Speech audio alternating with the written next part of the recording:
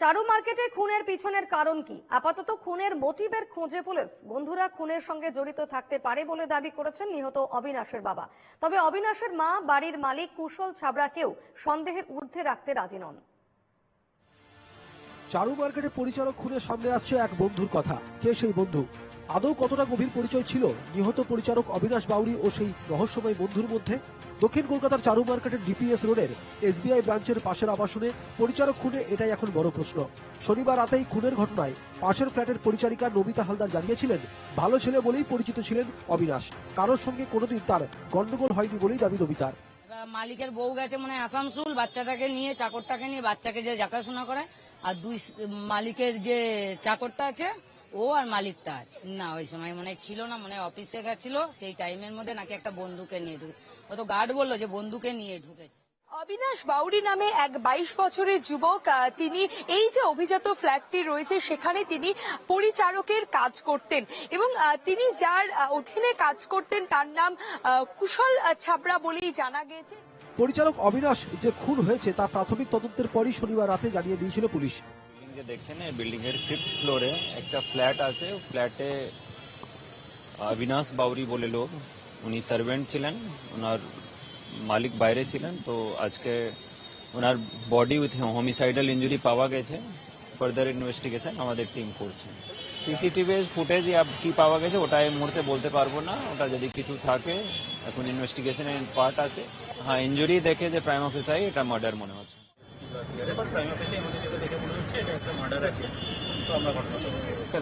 এটা আমাদের security guard reveal করেছে যে ওনার সঙ্গে কেউ এসেছিল, এবার সে ওনার পরিচিত কি পরিচিত না। রবিবার সকালে কুশল ছাবড়ার ফ্ল্যাটের সামনে পৌঁছে গিয়েছিল এনকেটিভি বাংলা, কিন্তু দেখা যায় ফ্ল্যাটটিকে সিল করে দিয়েছে পুলিশ। ক্রাইম সিন যাতে কোনোভাবে নষ্ট না হয় তার জন্য পুলিশ ফ্ল্যাট সিল করে দিয়েছে বলে জানা গিয়েছে। তদন্ত শেষ না হওয়া পর্যন্ত কুশলের ফ্ল্যাট পুলিশের হেফাজতে থাকবে বলেই খবর। চারু মার্কেটের ডিপিএস রোড এলাকায় পরিচিত মুখ ছিল অবিনাশ। স্থানীয় এক দোকানদারও জানিয়েছেন, মাঝের মধ্যেই তার দোকানে চিপস কিনতে আসতো অবিনাশ। আবাসনের নিরাপত্তারক্ষীও জানান, এক ব্যক্তিকে সঙ্গে করে শনিবার নিয়ে ফ্ল্যাটে ঢুকেছিল অবিনাশ। দেখেছি আমার দোকানে আসতো তো, মানে চিপস নিয়ে চলে যেত। ছেলেটা একটু লেডিস টাইপের ছিল। সিকিউরিটি যেটা বলছে যে দুপুরবেলা বেরিয়েছে, ওর সাথে একটা বন্ধু ঢুকেছে, বলছে ও বলে বেড়ালো মোবাইল ছাড়াতে যাচ্ছি, তারপরেই নাকি ওর সাথে একটা ছেলে ঢুকেছে। তারপর থেকে ওকে আর হচ্ছিল না, ওর সাথে কোনো হচ্ছিল না। কালকে তো আমি তো ছিলাম না, আমি ছিলাম এখানে দুপুরবেলা। আমি যেমন খেতে যাই, একজন ছিল বাপি বলে, সে ছিল। এবার সে বলেছে দেখেছে ওর সাথে নাকি কোন এক ছেলেকে দেখতে, এরকম ও বললো। ব্যবসায়ী কুশল ছাবড়ার বাড়িতে রান্নার কাজের সঙ্গে সঙ্গে ছেলে দেখারও কাজ করত অবিনাশ। শনিবার অন্য এক পরিচারককে সঙ্গে করে আসানসোলের বাড়িতে চলে যান কুশলের স্ত্রী এবং সন্তান।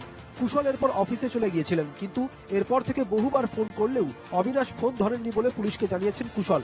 পরে কেয়ারটেকারকে ফোন করে অবিনাশের খোঁজ নিতেও বলেছিল কুশল। এরপর ফ্ল্যাটের মধ্যে উদ্ধার হয় অবিনাশের রক্তাক্ত দেহ। ফ্ল্যাটের দরজা খোলা ছিল বলেও জানা গিয়েছে। অবিনাশের বাড়ি আসানসোলের কুলটির লক্ষিয়াবাদে। ভাইয়ের খুন হওয়ার খবর পেয়ে কলকাতা রওনা দেন অবিনাশের দাদা। অবিনাশের বাবার দাবি, এই ঘটনার পেছনে কোনো বন্ধুই জড়িত।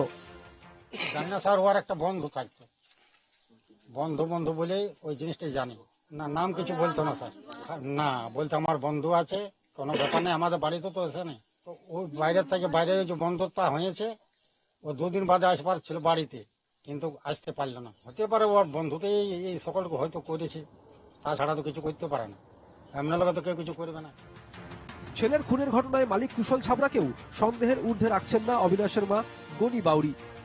আমার তো মনে হচ্ছে আমার ছেলেকে ছাড়িয়ে দিয়ে আইলো, আমার তো দিমাগে ঢুকছে যে মালিক কি ছাড়িয়ে দিয়ে আইলো, কেন সঙ্গে কেন নিয়ে আইলো না?